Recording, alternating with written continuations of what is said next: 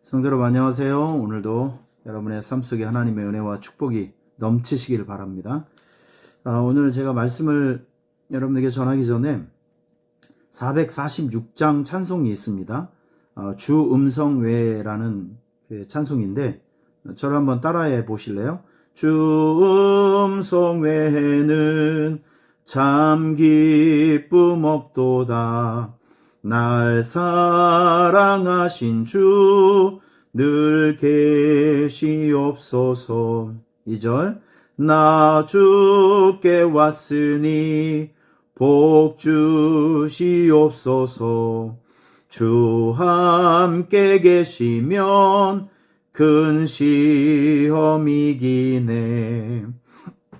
4절 그 귀한 언약을 이루어 주시고 주 명령 따를 때 늘 계시옵소서. 기쁘고 기쁘도다 항상 기쁘도다 나 주께 왔사오니 복 주옵소서. 할렐루야. 제가 오늘 이 찬송을 부른 이유는 여기 복이라는 단어가 나옵니다. 복. 우선 여러분들에게 오늘 시편 1편 1절과 2절 말씀 제가 소개해 드릴게요. 시편 1편 1절과 2절. 복 있는 사람은 악인들의 꾀를 따르지 않고 죄인들의 길에 서지 않고 오만한 자들의 자리에 앉지 않고 오직 여호와의 율법을 즐거워하여 그 율법을 주야로 묵상하는 자로다. 자, 이런 말씀이 있습니다. 오늘은 제가 여러분들에게 이 성경에서 얘기하고 있는 복이 무엇인지를, 복의 이 개념을 좀 정확하게 좀 알려드릴게요. 제가 요즘 신방을 많이 다니고 있는데 대신방을 가고 있어요. 신방을 가면 참 유익한 점이 많습니다. 일단 그분을 정확하게 알 수 있게 되고 기도의 제목도 제가 마음속에 많이 가지고 오고 그래서 대신방을 하고 나면 저하고 우리 성도님들하고 마음의 간격이 굉장히 좁아지는 것 같아요. 서로를 잘 느낄 수 있고 이해할 수 있고 참 좋은 것 같습니다.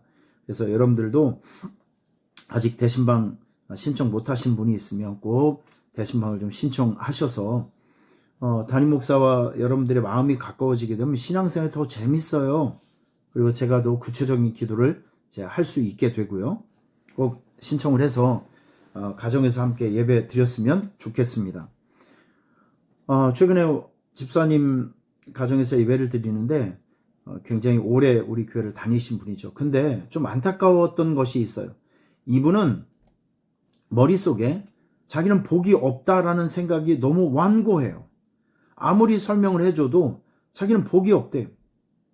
돈도 없고 복도 없고 그러니까 머릿속에 복하면 돈이고 건강이고 성공이고 뭐 자녀들이 잘 되고 사업이 잘 되고 이런 개념만 가지고 있기 때문에 돈도 없고 되는 일도 없고 힘들게 살아가는 그 자체 때문에 자기는 복이 없다라고 생각을 하시더라고요. 여러분 이것은 매우 잘못된 것입니다. 성경에서 얘기하고 있는 복은 그런 게 아니에요. 자, 이제 이 말씀을 통해서 여러분들이 복이 무엇인지를, 성경적 복이 무엇인지를 정확하게 인지하고 살아가셨으면 좋겠습니다.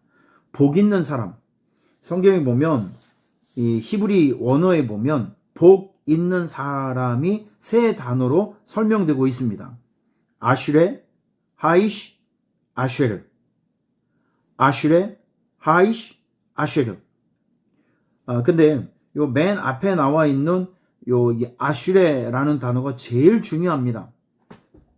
여기 이제 복이 있다라는 이 뜻이 있는데 여기서 얘기하고 있는 이 아슈레 개념의 복이 무엇이냐면 어떤 소유나 돈, 세상적 성공 이런 것이 아니라 하나님께서 제시해 주신 하나님께서 제시해 주신 그 길이 있잖아요. 표준. 하나님께서 제시하신 표준을 따라서 말씀을 따라서 똑바로 걸어가고 있는 상태가 복이라는 거예요. 그러니까 물질과 소유가 복이 아니라 상태. 하나님의 말씀이라는 표준을 붙들고 하나님께서 제시해 주신 믿음의 길을 걸어가고 있는 요 상태가 복이라고요. 그러면 여러분들은 복이 있는 사람입니까? 복이 없는 사람입니까? 복이 있는 사람이죠. 당연히 복이 있는 사람이죠. 할렐루야. 한번 따라해 보세요. 나는 복이 있는 사람이다. 안 들립니다. 더 크게. 나는 복이 있는 사람이다. 맞아요. 여러분들은 복이 있는 사람이에요. 항상 그렇게 생각하고 살아가시길 바랍니다. 나는 복이 있는 사람. 나는 복이 있는 사람. 할렐루야. 왜냐하면 우리는 예수님, 하나님의 말씀을 붙들고 예수님께서 걸어가신 이 복음의 길, 십자가의 길, 생명의 길을 걸어가고 있는 상태가 있기 때문에 복이 있는 사람이에요. 그러면 오늘 시편에서 복 있는 사람은 이렇게 살아가야 된다라는 가이드라인은 우리에게 주셨습니다. 첫째, 악인들의 꾀를 따르지 말아라. 이 말의 뜻은 무엇이냐면 세상 사람들처럼 하나님의 표준, 하나님의 말씀을 버리고 살지 말고 무시하고 살아가지 말아라. 하나님의 말씀 안에서 살아가고 하나님의 말씀이라는 표준을 붙들고 살아가라. 꼭 기억하셔야 될 것이 있습니다. 우리가 하나님의 표준을 버리고 말씀을 버리고 살아가면 인생이 비참해집니다. 사사기 6장을 보면 아주 하나님을 떠나고 우상 숭배했던 이스라엘 백성들이 겪는 많은 어려움의 현장들을 우리에게 소개하고 있어요. 사사기 6장에서 보면 이스라엘이 또 여호와의 목전에 악을 행하였으므로 여호와께서 7년 동안 그들을 미디안의 손에 넘겨주셨다라는 말씀이 있거든요. 우상 숭배를 하니까 하나님의 표준의 말씀을 버리고 말씀 버리고 우상 숭배를 하니까 하나님께서 주변 국가들을 일으켜서 이스라엘에 고통의 시간을 주셨습니다. 고통을 통해서 하나님께로 돌아오게끔 하셨어요. 여러분 그 내용이 뭔지 아십니까? 사람들이 7년 동안 미디안 사람들이 막 주변 국가들이 쳐들어오니까 집을 빼앗겨 버렸어요. 살 집이 없어요. 그래서 자기 집을 빼앗기고 이제 사람들은 토굴에서 지냅니다. 동굴 속에서 지냅니다. 그리고 파종도 하지 못해요. 농사도 짓지 못합니다. 저는 생각을 해봤습니다. 아니 이 사람들이 산속에 살면서 도대체 농사도 짓지도 못하고 채소도 먹지도 못하고 쌀도 먹지도 못하고 빵도 만들어 먹지도 못한다고 하면 도대체 7년 동안 이 사람들은 어떻게 살아갔을까? 이거는 지옥입니다. 생지옥입니다. 우리가 하나님을 떠나서 살아가게 되면 하나님의 말씀을 버리고 떠나가서 살아가게 되면 우리 삶의 연장이 이처럼 비참해진다는 거예요. 그래서 우리 하나님의 자녀들은 복 있는 사람들은요. 악인의 꾀를 따르지 말라. 하나님의 말씀과 표준을 떠나서면 안 됩니다. 말씀 붙들고 살아가셔야 돼요. 두 번째, 죄인의 길에 서지 않는다. 죄인의 길에 서지 않는다는 것은 하나님께서 가증히 여기시는 구체적인 죄악을 따르지 않는다. 이런 겁니다. 우리 예수 믿는 사람들은 세상 사람들과 같이 이게 나쁜 것들, 하나님께서 미워하시는 것들을 하시면 안 돼요. 구체적인 죄악을 하시면 안 됩니다. 절제하셔야 됩니다. 죄의 유혹을 이겨내셔야 됩니다. 그래서 잠언서 6장을 보면 이런 말씀이 있죠. 여호와께서 미워하시는 것을 소개하고 있습니다. 교만한 눈, 거짓된 혀, 무죄한 자의 피를 흘리는 손, 악한 괴교를 따르는 마음, 빨리 악으로 달려가는 발, 거짓을 말하는 망령된 증인과 형제 사이를 이간질하는 것, 이런 것들 하나님께서 하지 말라는 거예요. 이런 거 하나님께서 가증히 여기고 싫어하신다. 그런 거 하지 말라는 것입니다. 오늘 우리가 일상을 살아가면서 여러분들께서 하나님께서 싫어하시는 세상 사람들이 밤낮 즐기는 그 죄악을 오늘은 당당히 거부하고 하나님의 자녀답게 살아가는 이 하루가 되시기를 주님의 이름으로 축복합니다. 그리고 복 있는 사람은 이렇게 살아가셔야 됩니다. 오만한 자들의 자리에 앉지 않는다. 이게 무슨 뜻이냐면 오만한 사람들, 하나님을 무시하고 살아가는 사람들, 하나님의 존재를 인정하지 않는 사람들은요. 겁없이 하나님의 욕합니다. 교회 욕합니다. 교회에서 하고 있는 영적인 일들을 막 욕하는 거예요. 우리 하나님의 자녀들은 하나님을 욕하면 안 돼요. 교회를 욕하면 안 돼요. 교회에서 하고 있는 이런 사역들을 이해하지 못해서 욕하고 비판하고 조롱하면 안 되는 것입니다. 그런 거 하지 말라는 거예요. 세상 사람들이 뭐를 지금 주장하고 있냐면 전도하고 선교하지 말래요. 인권 침해라고 합니다. 세상 사람들이 전도하지 말고 선교하지 말란다고 해서 우리는 입 다물고 있어야 됩니까? 그런 건 아니죠.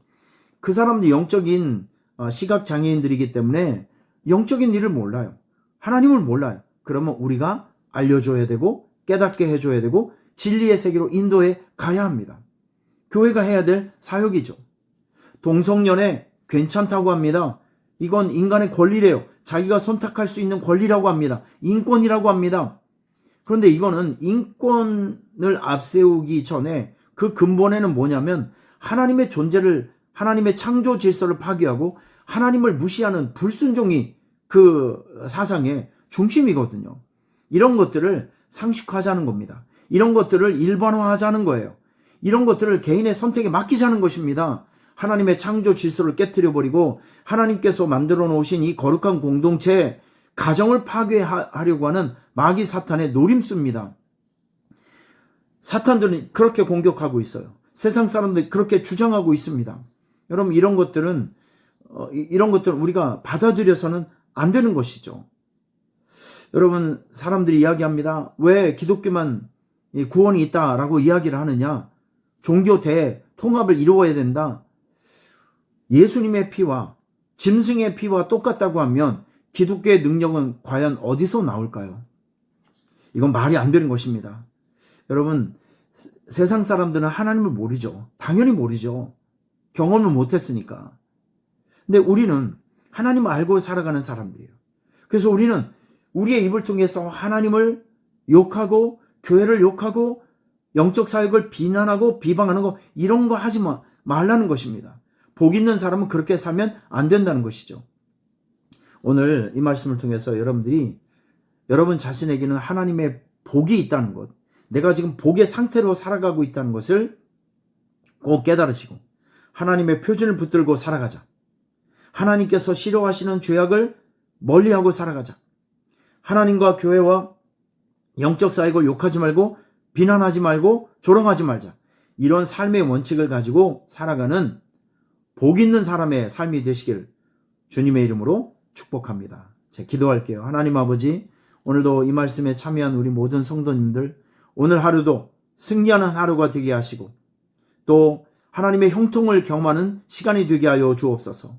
모두가 복 있는 사람이라는 것을 깨닫고 복 있는 사람들이 살아가야 할 삶의 기준을 가지고 오늘도 요셉처럼 다니엘처럼 삶의 현장에서 승리하게 하여 주시옵소서. 오늘도 좋은 일, 행복한 일, 감사한 일, 또 간증거리가 많이 생겨지는 복된 날이 되게 하여 주옵소서. 예수님의 이름으로 축복하며 기도합니다. 아멘. 할렐루야. 오늘도 승리하시길 바랍니다.